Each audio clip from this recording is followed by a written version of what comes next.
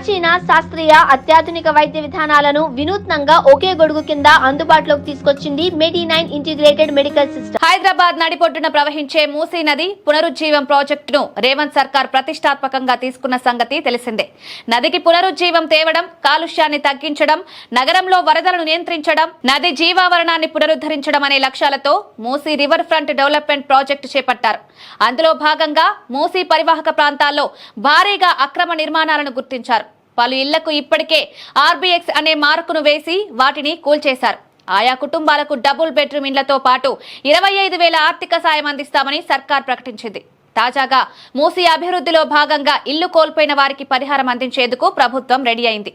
అందులో భాగంగా మూసీ నది అభివృద్ధి సంస్థకు 37.5 కోట్లు కేటాయించారు. ఈ మేరకు పురపాలక పట్టణ అభివృద్ధి శాఖ ముఖ్య కార్యదర్శి దాన కిషోర్ ఉత్తర్వులు జారీ చేశారు. మూసీ ప్రక్షాళన అభివృద్ధిలో నిర్వాసితులను తరలించేందుకు పరిహారం ఇవ్వాలని ప్రభుత్వం నిర్ణయించిందని వెల్లడించారు.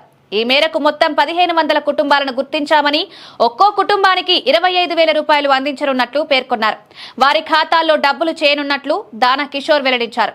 మూసీ బాధితులకు డబుల్ బెడ్రూమ్ ఇండ్లు, మూసీ పరివాహక ప్రాంతాల్లో చాలా వరకు ఆక్రమణలున్నాయని సర్కార్ గుర్తించింది. చాలా వాటికి పట్టాలు లేవని అధికారులు వెల్లడించారు. కాగా కేవలం పట్టాలున్న ఇళ్లకు మాత్రమే డబుల్ బెడ్రూమ్లు ఇల్లు ఇస్తారనే ప్రచారం గతంలో జరిగింది. దీంతో అక్కడే ఏళ్లుగా నివాసం ఉంటున్న పలు కుటుంబాల్లో తీవ్ర ఆందోళన మొదలైంది. వారి సమస్య తెలుసుకున్న డిప్యూటీ సీఎం మల్లు భట్టి విక్రమార్క భారీ గుడ్ న్యూస్ చెప్పారు. నిర్వాసితులకు పట్టాలు లేకపోయినా వారికి అన్ని రకాల పరిహారం అందిస్తామని ప్రకటించారు. డబుల్ బెడ్రూమ్ ఇల్లు కూడా మంజూరు చేయనున్నట్టు తెలిపారు. కాగా London Thames, south Korea, Seoul తరహాలో మూసీని అభివృద్ధి చేసేందుకు నిర్ణయం తీసుకుంది.